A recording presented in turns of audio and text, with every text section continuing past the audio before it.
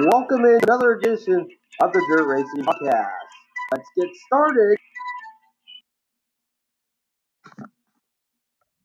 Here's all the results from Speed Weeks down in Florida and Georgia. First of all, for the Lucas Oil late models, they were all points races. It started on January 31st at Golden Isles in Georgia, which was canceled due to the weather. The next night, the 1st, they were at Golden Isles where Timmy McCready won. On the February 3rd, they moved to East Bay where Devin Moran won. On the 4th, they were still at East Bay where Brandon Sheppard won. The 5th was Tim McCready, still at East Bay. The 6th was Brandon Sheppard. 7th was Mason Ziegler. And the 8th was Brandon Sheppard. And on the 9th, they moved to Alltech Raceway in Lake City, Florida, where Jonathan Davenport won. Those were all points races. Their next points race is March 20th at Atomic Speedway, Chillicothe, Ohio. For the All-Star Circuit Champions, they were in Florida, but their events were non-points races. It started on the 5th of February at Volusia, where Brad Sweet won. The 6th was Aaron Reitzel.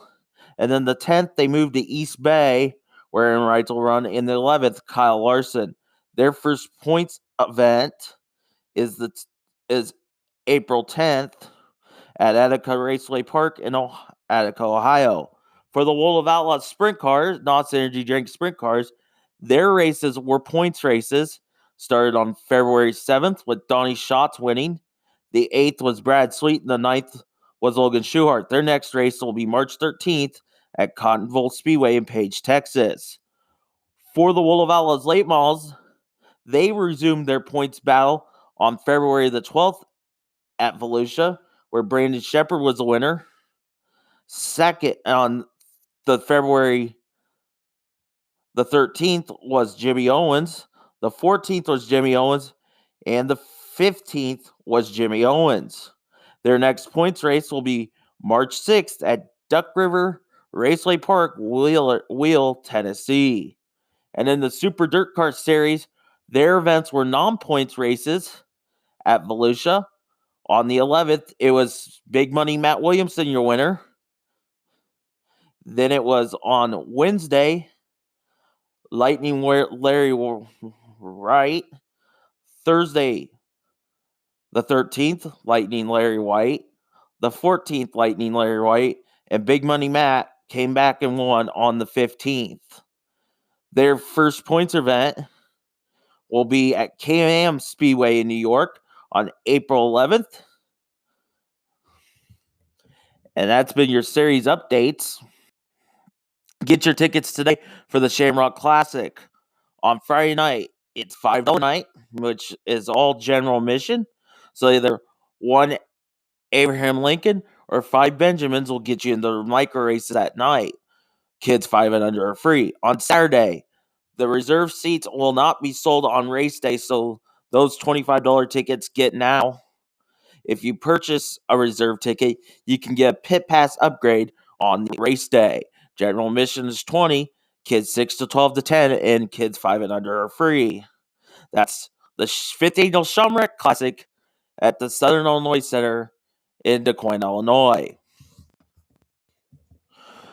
As a big announcement, the first of 2 in the next 2 weeks, the Dirt Racing Podcast will be sponsoring a couple drivers, and you'll hear all the updates from Team Dirt Racing Podcast throughout the year. The first driver is Matthew Johnson, driver of the number 2 Pro Sprint Car at the Knoxville Raceway. Check out Matt on Facebook for more information. Coming to the Southern Iowa Speedway on August the 10th, it's the 25th Annual Front Row Challenge, featuring 410 winged sprint cars and $20,000 to win. And the very next night, the Ultimate Challenge featuring 360s and non-wings. More information available at Oski Challenges or calling 515-957-0020 today.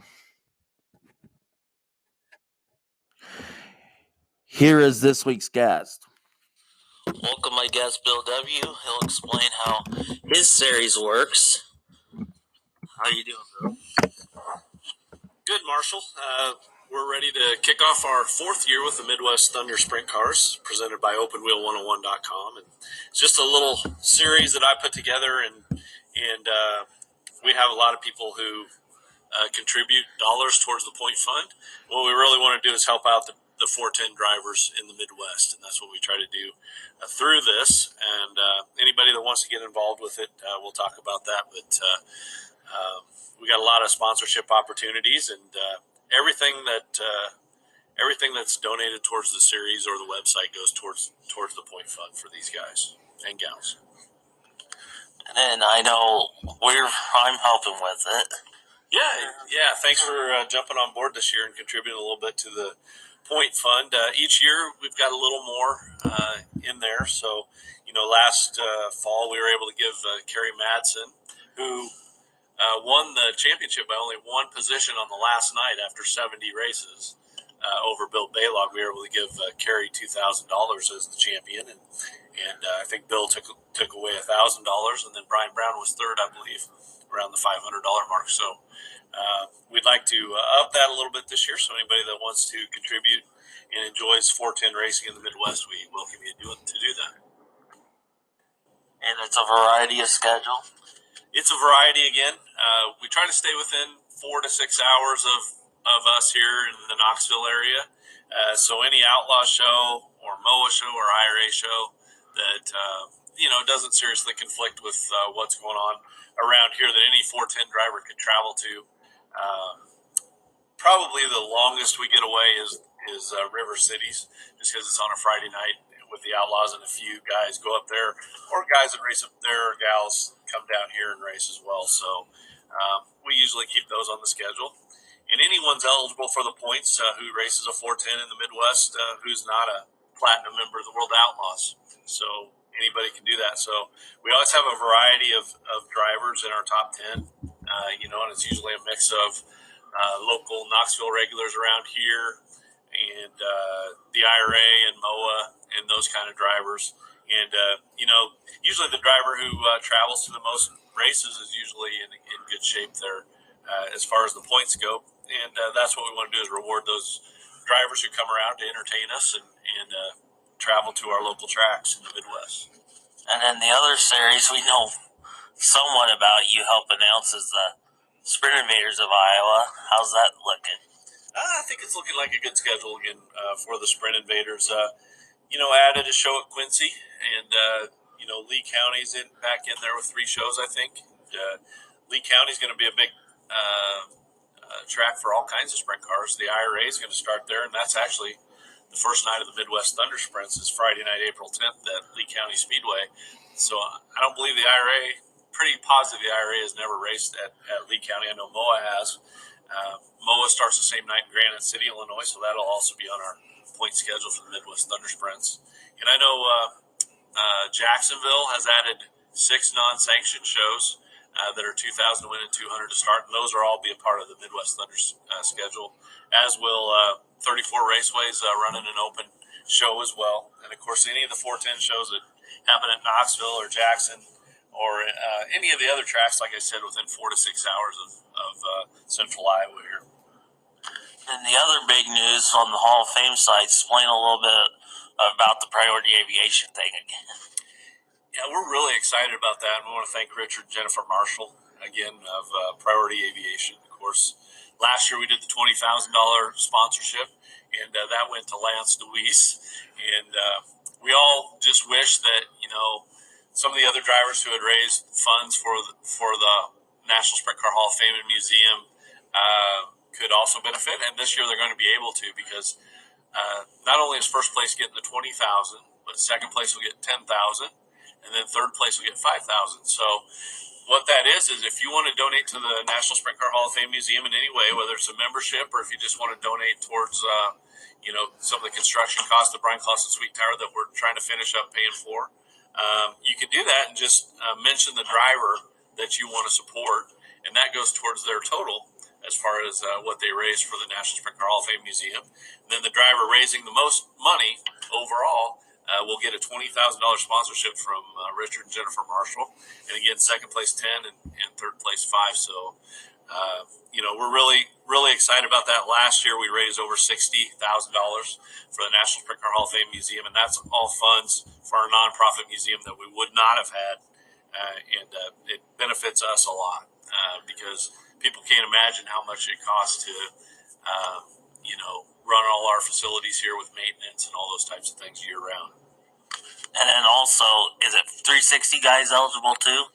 Yep. Anybody who races at Knoxville in August, either the 410 National or the 360 Nationals, is eligible to do that. And the reason Richard and Jennifer did that is, of course, they have a suite here at the Brian Classen Suite Tower. And they not only want to present that money to the driver, but they also want to be able to watch them while they're racing here in Knoxville. And then any other big Hall of Fame stuff coming up? The raffle car is going out to a few races here early in the year.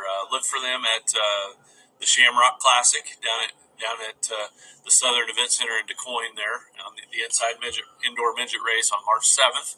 Also, it's heading to Vado, New Mexico to the 2-day Outlaw Show down there. So that'll be a first for us, of course, because that's a pretty new track. And then the following weekend, it'll be at Lawton Speedway in Oklahoma and then the Devil's Bowl. And those are all World of Outlaw shows, both weekends. So that'll be exciting. The people down in that part of the country will get to see the raffle car and get their chance at winning that. Of course, you can do that by going to sprintcarraffle.net as well. Also, our sweepstakes for our Z51 2020 Corvette, which is in the news a lot, that new car is also going on right now. So you can go to our website, sprintcarhof, as in halloffame.com, and check out all the ways you can contribute towards the Hall of Fame. And is tickets available for the banquet yet? Yes, they're available now. In fact, we sold our first tickets this week. And they have gone up a little bit just because the cost of the banquet. They're $30 instead of $25, and $35 at the door. So you want to get them early, save a little bit and do that. And then, we usually seat tables of 8 or so. So if you have 7 of your buddies, I guess you can make an 8-seat table up, and we do a pretty good job of getting you where you want to sit as far as that goes in the banquet and things like that. And it's going to be a big banquet this year. Of course, we have 8 inductees that are really worthy again this year. One of them being Greg Hodnett, who we're doing a salute to champion on, and so that's taken up a lot of my time the last 4 months. Really, is getting that set up, and we're hoping to have 8 of Greg's cars here, as well as quite a bit of his memorabilia. So people who are fans of Greg Hodnett, I think, are going to enjoy that. And we're also going to have several Knoxville Nationals winning cars here this year as part of the 60th Knoxville Nationals. So we're trying to get those. So those are starting to arrive, too, in our staging building out here. Okay. Can I guess any of them? Can you guess them? Yeah. You can try. Steve Kinzer's for sure. Mm-hmm. What is the Trossel car? That's always here. Well, we have had 5 of them donated to us, 5 winners. There's another Kinzer car, a Carl Kinzer car. A couple of Carl Kinzer cars will be a part of it. One being not only that car, but Dick Gaines from 1974. And also Mark Kinzer's from 1996.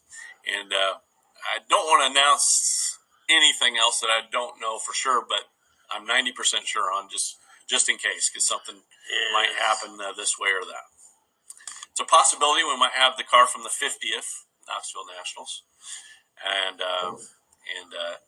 any Tony Stewart's out of his collection? Perhaps we'll have to see. Tony's really good to us.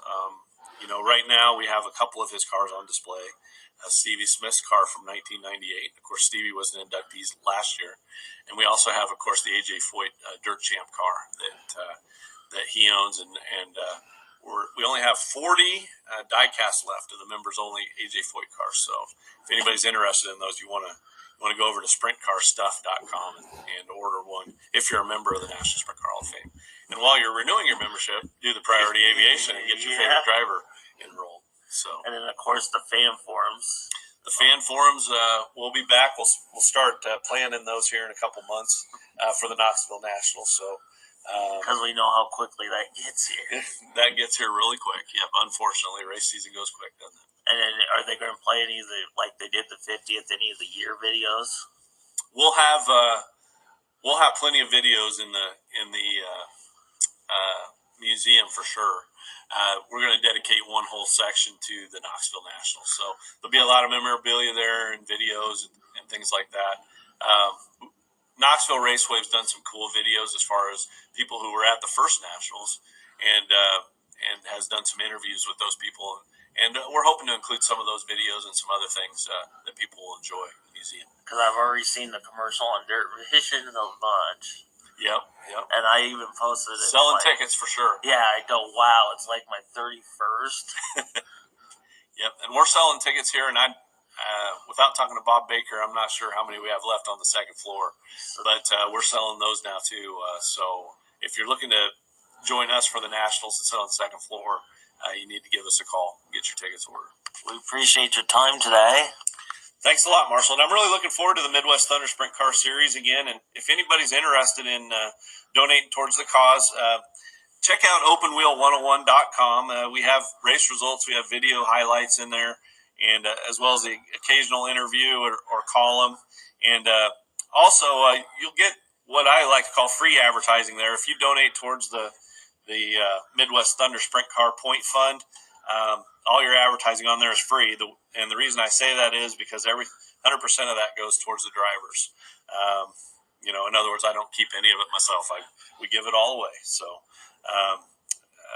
if you appreciate the 410 drivers here in the Midwest, that's a good cause to give to. Thanks for your time today.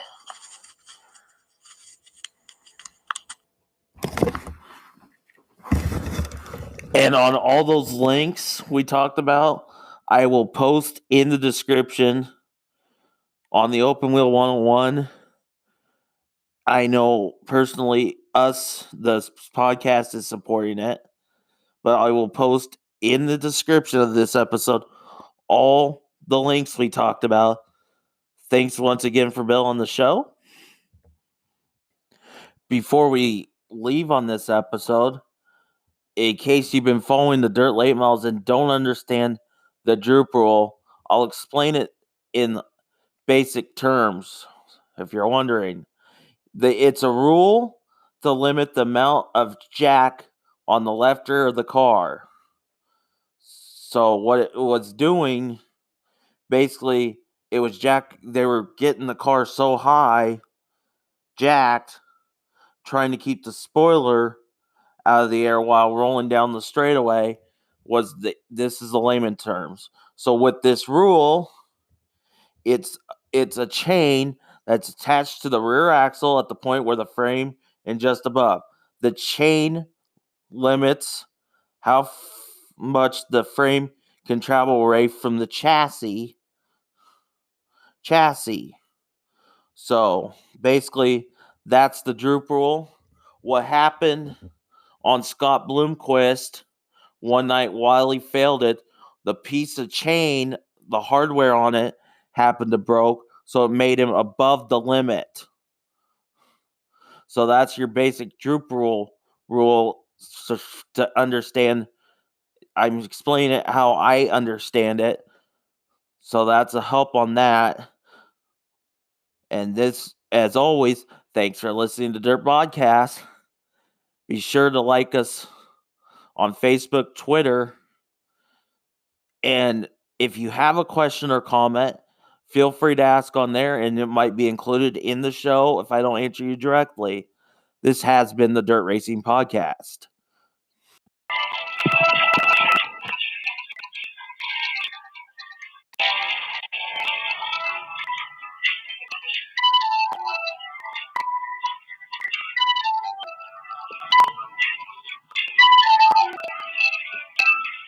Thanks for listening to another edition of the Racing Podcast.